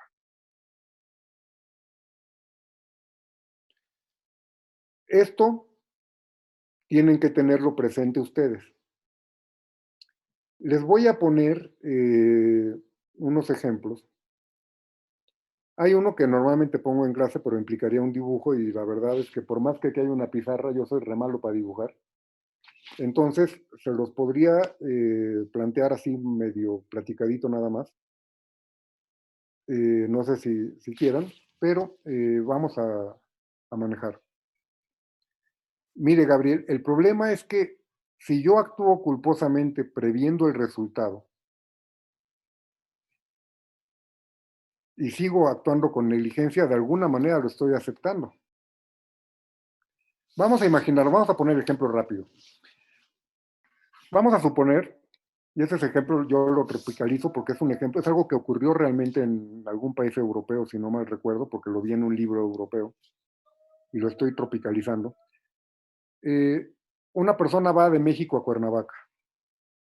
Va por la carretera, por cualquiera de las dos, la libre o la de cuota, a la altura de Tres Marías, y los que conozcan más o menos esa carretera saben que a esa altura se ve una de la otra, se ve la libre y la de cuota.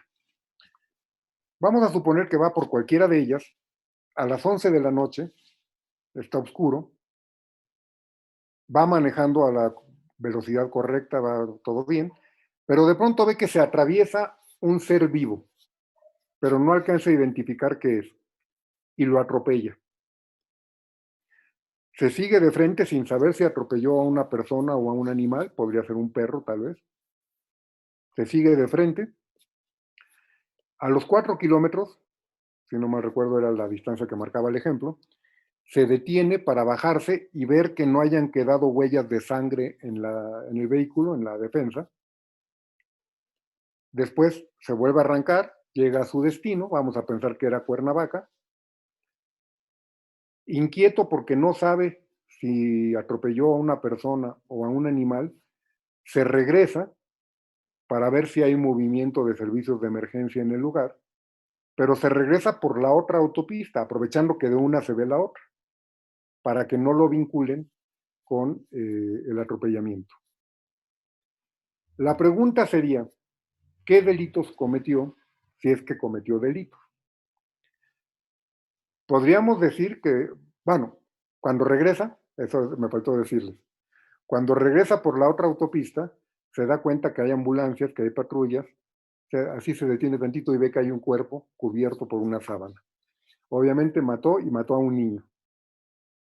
No mató a un perro, por un perro no llegan los servicios de emergencia, tristemente, digo, para quienes son amantes de los animales, lo verán como un gran insulto, que no se preocupen igual. Pero no llegarían, no pondrían la sábana, no todo esto. Entonces la pregunta es, ¿cometió delitos o no cometió delitos? Vamos a meter dentro del universo de delitos posibles un posible homicidio y un posible abandono de atropellado. Lo que yo quisiera que ustedes me participen así de volada en el chat es, ¿habría homicidio? ¿No habría homicidio? ¿Habría abandono de atropellado? ¿No lo habría? Y si lo habría, si sería directo el dolo, si sería eventual el dolo, si sería consciente o con representación la culpa, si sería inconsciente. Es decir, ¿qué tipo de delito sería? Por ejemplo, homicidio doloso, homicidio culposo, si es doloso, si es directo, si es eventual, si es culposo, si es con representación o sin representación, si el abandono es doloso, si es culposo, si es doloso, si es eventual o directo, etcétera. No sé si queda claro. Nada más pongan, por ejemplo, homicidio doloso directo, primer grado, homicidio doloso directo, segundo grado, homicidio doloso eventual, si es que hay homicidio, abandono de atropellado doloso de primer grado, doloso de segundo grado, eventual, doloso eventual, culpa consciente en el abandono, etcétera. Entonces pónganlo lo más rápido que puedan, los que quieran.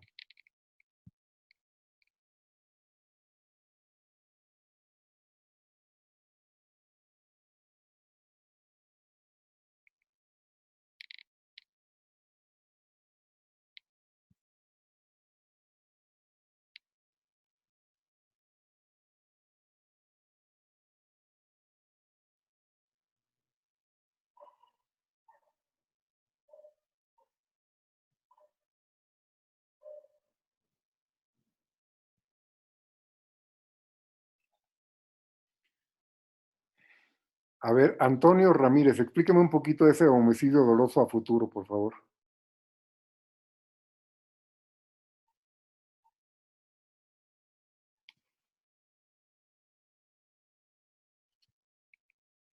Mientras lo explica, porque yo creo que lo va a hacer por escrito, tengo varias respuestas y cada quien puede tener un punto de vista y puede tener una interpretación. Lo que ustedes no tenían, y me gustaría que este ejemplo lo tomaran para que les representara varias cuestiones. Primero, los que dicen que hubo homicidio doloso,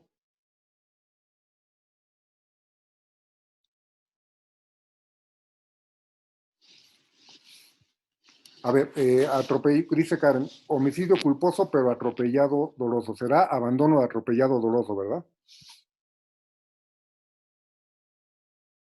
Porque si el atropellamiento fuera, ándale. Todos tienen claro el caso. La pregunta original era, desde el punto de vista subjetivo, es decir, en cuanto a la posible producción del resultado típico, a ver.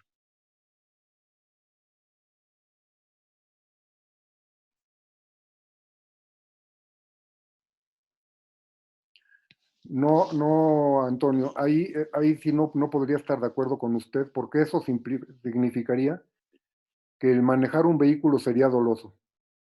O sea, sería una conducta ya de por sí dolosa y todos los resultados típicos que produjera serían dolosos. Yo sé que si salgo con mi carro hoy, puedo atropellar a alguien y entonces, si yo salgo en el carro, quiere decir que cualquier resultado que produzca sería doloso porque ya sabía yo que podía ocurrir. No, aquí lo que tendríamos que partir de una idea. Insisto, la pregunta era desde el punto de vista subjetivo. Olvídense del deber de cuidado como parámetro para decidir. Sobre todo en cuanto a la diferencia entre dolo y culpa, que es la pregunta original. Lo primero que yo hubiera querido, y no se sientan mal, respondieron muy como contesta todo mundo, es que no hay homicidio. En la presentación les acabo de poner una prohibición de la responsabilidad objetiva en derecho penal. De la narrativa del caso les dije, eran las 11 de la noche, iba manejando bien dentro de los límites de velocidad y todo bien. No les dije que hubiera incumplido el deber de cuidado en forma alguna. Si no hay la violación del deber de cuidado, no puede haber culpa. Tampoco hay dolo. No me digan que querían matar si ni siquiera sabía que había una persona ahí. Lo que podríamos entender es que es un homicidio fortuito y en ese sentido no habría ni siquiera tipicidad, porque por acá haya tipicidad tiene que haber todos los elementos del tipo y aquí no habría dolo ni culpa. No quería matar a una persona. No aceptó la posibilidad de matar a una persona porque él ni siquiera, o sea, se le atravesaron y ni siquiera alcanzó a ver si era una persona. Entonces no hay dolo, no hay culpa, el atropellamiento fue fortuito. Si ustedes ven el artículo 341 del Código Penal Federal, nos habla del abandono atropellado y nos dice, al que habiendo atropellado fortuita o culposamente, es decir, aunque sea fortuito el atropellamiento como fue en este caso, tienes el deber de quedarte con la persona atropellada. Si lo abandonas, te aplican una sanción X, que es una sanción muy baja. No, Gabriel, no habría error de tipo, porque el sujeto no actuó ni con dolo ni con culpa, simplemente se le atravesaron, se le atravesó un niño. Eso no te hace actuar dolosamente ni que sea un error de tipo. Un error de tipo sería si el niño hubiera estado disfrazado de perro y él hubiera dicho, ah, pues voy a atropellar a ese perro para que haya desayuno de barbacoa mañana. Y entonces atropelló al perro pensando que era, o sea, al niño pensando que era un perro. Eso sería un error de tipo. Aquí hablamos de alguien que va manejando bien. A ver, imagínense que van manejando bien y de pronto se les arroja un mono que se quería suicidar al paso del vehículo. Eso no es dolo ni culpa de ustedes. Ustedes están manejando sin dolo ni culpa y ese es un resultado fortuito. Y el caso fortuito excluye el delito. ¿Por qué? Porque no hay dolo ni culpa. Entonces él no tendría responsabilidad por la muerte si se hubiera quedado. La responsabilidad le va a generar por el abandono. Ahora, el abandono, ¿fue doloso o fue culposo? Vamos a ver que desde el punto de vista subjetivo, ¿se acuerdan hace rato que teníamos la diapositiva en la que se hablaba del conocer y querer y el conocer y aceptar? Les decía, el querer implica una mayor voluntad que el aceptar. ¿Sí se acuerdan? Porque no es lo mismo que yo busque un resultado a que nomás lo acepte si pasa. Bueno, en la culpa se acepta ese posible resultado, pero con menor intensidad de voluntad que en el dolo eventual. Vamos a decir que si nosotros tratamos de graduar esto, tenemos una mayor intensidad en el dolo directo, porque el sujeto quiere el resultado.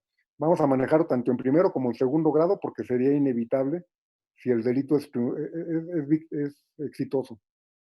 Luego viene un segundo nivel de voluntad, que sería la aceptación en el dolo eventual, donde el sujeto, si ocurre, pues ni modo, lo acepta, como con cierto desinterés. Y luego viene un tercer nivel de aceptación, que sería el de la culpa consciente, donde aquí la clave es que el sujeto confía en que no se producirá, pero sigue aceptándolo. Nada más que en su mente piensa que lo más probable es que no ocurra. Ya con esa información vamos a replantear el abandono propiamente, si fue doloso o culposo. En la mente de él sabe que cuando deja al objeto semoviente que se le atravesó, sabe que puede estar dejando abandonado a una persona o a un animal. Es una probabilidad. No tiene la certeza de que está abandonando a una persona, por lo tanto descartamos el dolo directo. Su conducta no va encaminada a abandonar a una persona porque no sabe ni siquiera si es una persona. Es una posibilidad. ¿Vamos de acuerdo? Ahora, en su mente, ¿qué es lo más probable? ¿Que esté abandonando a una persona o a un animal? pues yo diría por todos los datos, como bajarse a verificar que no haya sangre, como regresarse por la otra autopista para que no lo vinculen, que él está dando una mayor probabilidad de que fuera una persona. Y entonces diríamos, es un abandono con dolo eventual.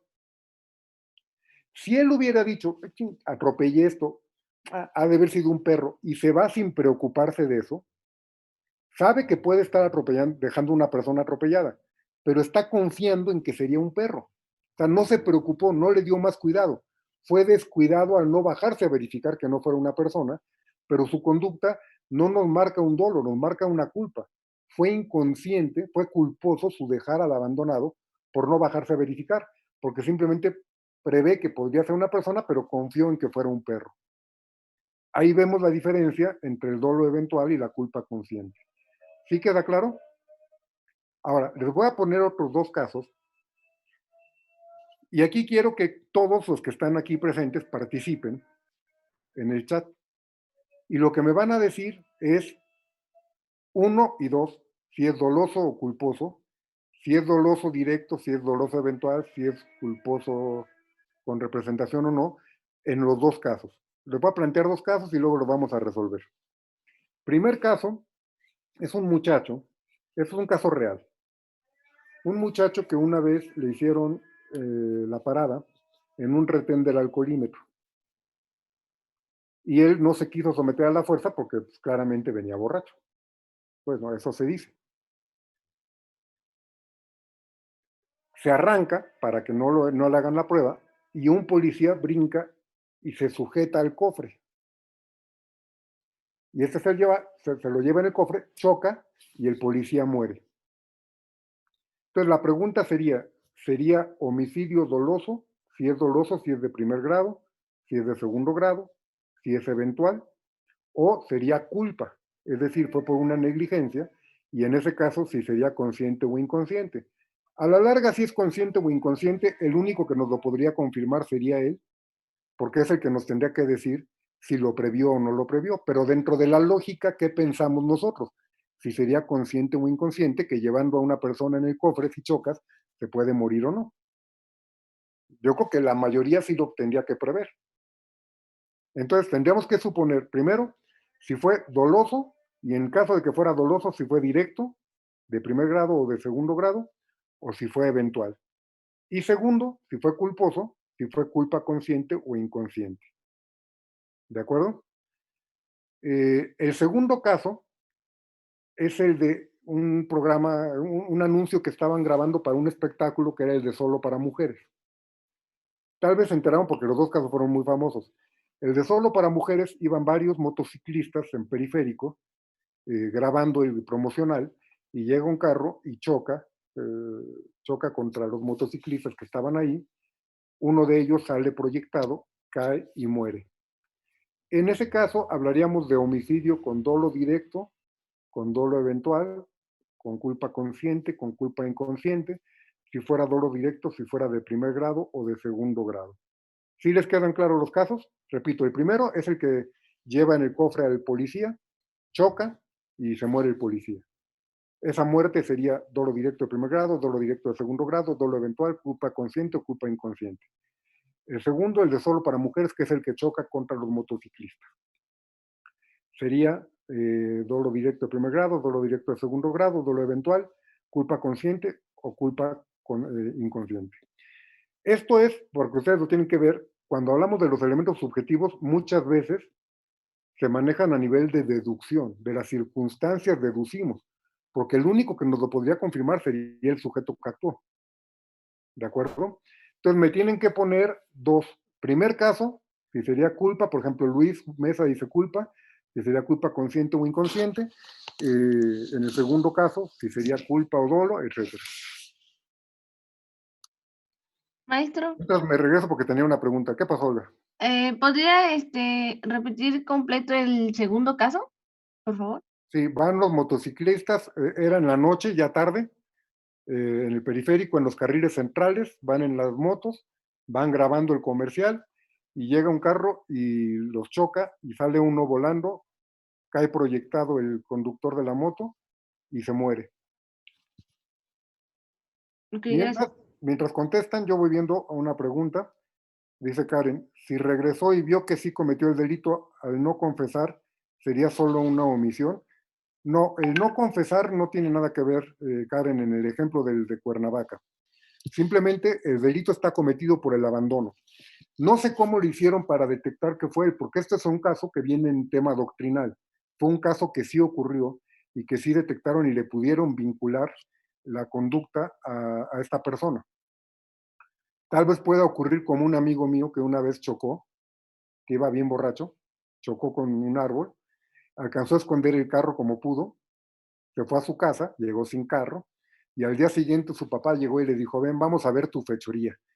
Se lo llevó al árbol donde chocó y le dijo, tú lo causaste. Y él, pero yo, ¿por qué? Y es que había quedado la placa del carro en el árbol, entonces así lo pudieron identificar. Vamos a suponer que alguna situación alguien alcanzó a ver, vio las placas e identificaron. El delito se comete desde el momento en que dejas abandonada a la persona, lo confieses o no lo confieses.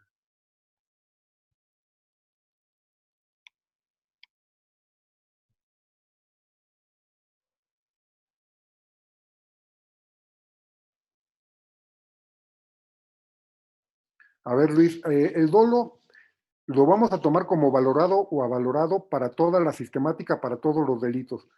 No vamos a pensar en que en cada delito vamos a decir si es valorado o avalorado. En la estructura dogmática siempre diríamos que el dolo lo vamos a entender de una o de otra forma. En este caso lo estamos entendiendo avalorado, entonces bastaría decir, en el primer caso sería, en el segundo caso sería un dolo de segundo grado, sería dolo directo de segundo grado.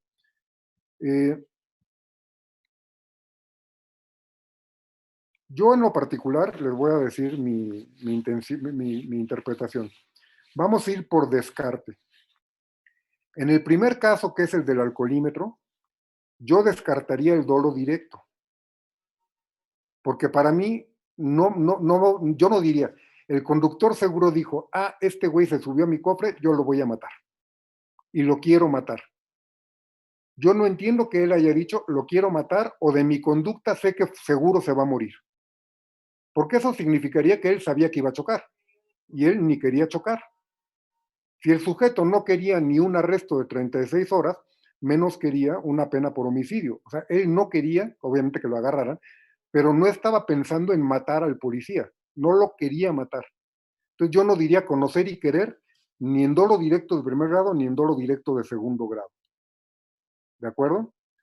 Tampoco me manejaría en un nivel de culpa inconsciente, porque me parece que cualquier persona que lleva a una persona en el cofre del vehículo debe de saber que algo le puede pasar, ya sea lesiones o homicidio. Ya no imaginártelo sería, ahora sí que culpa nivel Dios, y Dios negativo, ¿de acuerdo? Entonces quiere decir que yo estaría distinguiendo entre o fue doloso eventual o fue culpa inconsciente. Lo cual también me sirve para que tanto con el ejemplo de Cuernavaca del abandono como si llegamos a la conclusión de que fue dolo eventual, quiere decir que el dolo eventual puede existir sin que haya dolo directo. Es decir, es la previsión de un resultado típico posible, aunque no sea buscando uno directo. No van acompañado uno del otro. Puede haber puro dolo eventual sin dolo directo, como sería el caso de Cuernavaca y sería el caso de estos si llegáramos a la conclusión. En el caso de solo para mujeres, también tendríamos que pensar en, vamos a descartar, pero vamos a imaginarnos la escena. Van los motociclistas y llega uno y lo choca. Lo quiso chocar porque quería matar, lo chocó porque se distrajo y no se dio cuenta, le falló el cálculo. Eso serían cuestiones de interpretación. Lo que vamos a hacer ahora es que les voy a compartir y espero que se cargue bien el video, que la transmisión sea suficiente para que vean el video y confirmemos si lo que ustedes propusieron sería correcto. ¿De acuerdo? Va el video. Va el primero. Son las 3:16 de la mañana en la esquina de Insurgentes y Francia. Pongan mucha atención porque de repente pasa a toda velocidad el auto de José Luis Romo Trujano. Pasó tan rápido que hay que volverlo a ver para apreciar los detalles. Iba por el carril confinado del Metrobús. Se supone que un policía Va aferrado al cofre. No se ve bien por la velocidad, pero quizá esa manchita oscura que apenas se distingue sea el uniformado. También se aprecia que el semáforo estaba en rojo. Mire cómo el otro vehículo sí se había parado. ¿A cuántos kilómetros por hora le gusta que iba el muchacho? Pisándole los talones iba la policía. Era una camioneta con la torreta prendida y sirena abierta. Al fondo está Francia. Qué bueno que nadie iba cruzando. Todo esto pasó en 58 segundos.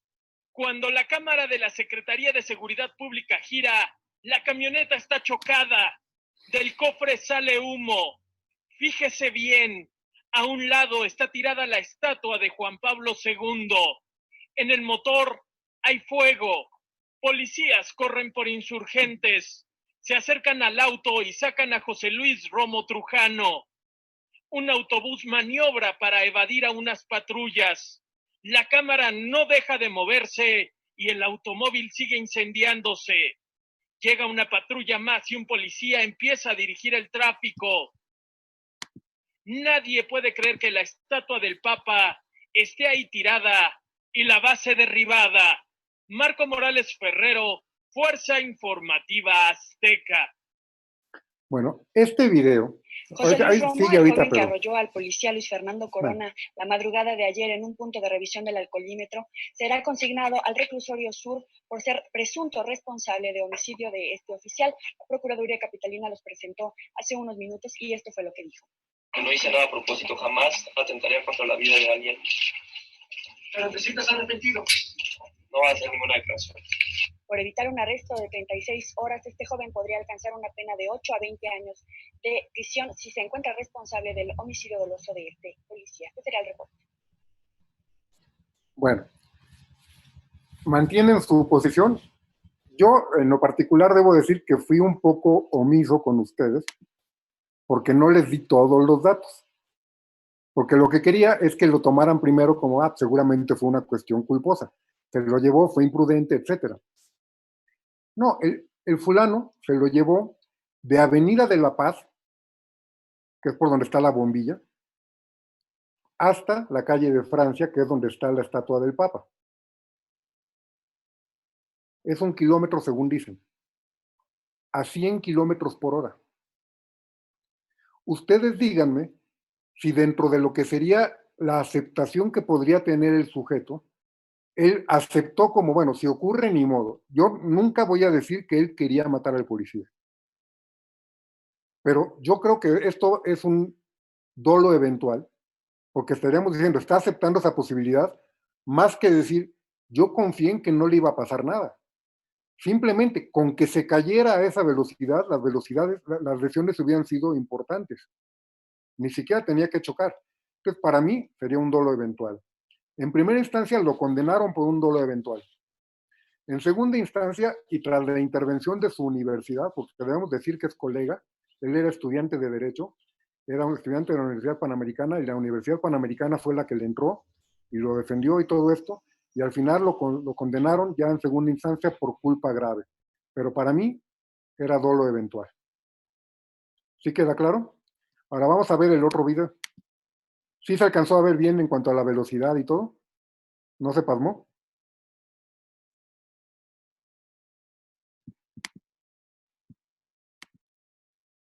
Va el otro.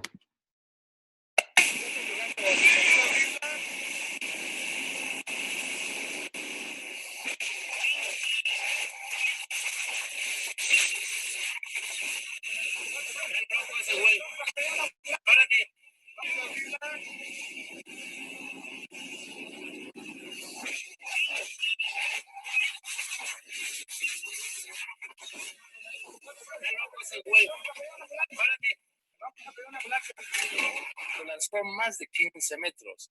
Ese se lo...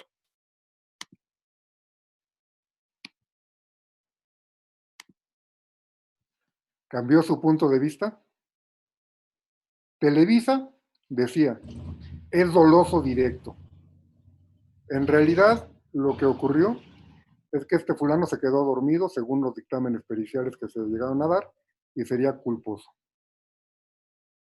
Sería una culpa consciente, en términos generales, habría que ver si él se lo imaginó o no en el caso concreto, pero la lógica nos llevaría a eso. Entonces, a veces lo que tenemos que ir viendo es qué tanto podríamos nosotros pensar en que un sujeto que fue a una cena, que se tomó una copa, que no iba borracho, se determinó que no iba ebrio, pero que puede manejar cansado, y eso ya implica una negligencia, se puede quedar dormido. Él se quedó dormido. Los de Televisa sacaban su interpretación y decían, no, es que mira cómo lo centró.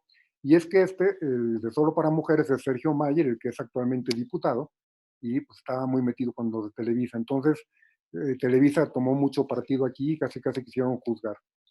Entonces, aquí se manejó como una cuestión de culpa consciente porque se quedó dormido. Pero vemos cómo a veces la determinación de si fue doloso o culposo va a quedar a la interpretación de acuerdo a las circunstancias del hecho. La prueba idónea para saber si una conducta fue dolosa o culposa tendría que ser la confesión. Pero difícilmente alguien va a venir a confesarnos, no, sí lo hice con conciencia y voluntad, ¿no? Sí lo hice porque quería producir el resultado. Entonces, a veces de las circunstancias es de cómo tenemos que hacer una valoración. Hablando procesalmente, diríamos que todos los elementos de prueba nos van a dar información y a la valoración conjunta que se va a dar es lo que vamos a entender ya como prueba. Y la prueba nos lleva a cierta conclusión. ¿De acuerdo? ¿Quedaría claro dolo y culpa? Estos son temas complejos. Entonces, si quedaron claros, ya los demás elementos del tipo van a ser mucho más rápidos. Ya la próxima sesión hablaríamos de las modalidades y vamos a tratar de avanzar. De las modalidades, el único que nos va a llevar un poco más de tiempo es el del resultado y su atribuibilidad a la acción o omisión, pero los demás serán un poquito más rápidos, para que luego ya hablemos del delito, porque sí estoy anticipando que si vamos a seguir en esto vamos a tener que tener algunas sesiones extras, pero ya veremos cómo le hacemos en su oportunidad. ¿De acuerdo? Son 10:57, entonces yo creo que es buen momento para dar por terminada la sesión el día de hoy. Yo les agradezco su atención y nos veríamos el próximo martes. Que tengan buen día y buen fin de semana. Gracias por su tiempo, profesor. Gracias, igualmente. Gracias, profesor, hasta luego. A ver, nada más, Olga Beatriz pregunta, no sé si ya se fue. ¿El dolo y la culpa se pueden combinar? No. El dolo y la culpa no pueden coexistir en una conducta. Una conducta o es dolosa o es culposa. Antes incluso se hablaba de una forma que era la preterintención y que desapareció porque realmente era una vacilada o era una barbaridad. Te decía el código que era preterintencional el resultado que era el mayor al querido o aceptado, es decir, más allá del dolo, siempre que ese exceso fuera por imprudencia. Entonces lo que implicaba es que la conducta empezaba dolosa y terminaba culposa. Pero eso sería tanto como decir que hay un deber de cuidado para cuando cometes un delito doloso. Dicho de otra forma, tienes que cometer el delito doloso, pero con cuidadito. Eso era un sinsentido. La conducta es dolosa o es culposa. Hay quien dice, por ejemplo, en un aborto, cuando el médico va a practicar una interrupción del embarazo ilícitamente, hay un dolo directo para la interrupción del embarazo. Vamos a pensar después de las 12 semanas de gestación en el DF, bueno, en la Ciudad de México. Si se da esa conducta dolosa y se muere la paciente porque practicó mal el aborto, tendríamos que entender que la muerte es un dolo eventual, porque era una posibilidad que aceptó, no una conducta culposa. ¿De acuerdo? Entonces, es dolosa o culposa de principio a fin y no coexisten. ¿De acuerdo? Ok, Bueno, profe, ahora sí, gracias. nos vemos. Gracias. Gracias, profesor. De nada, bye.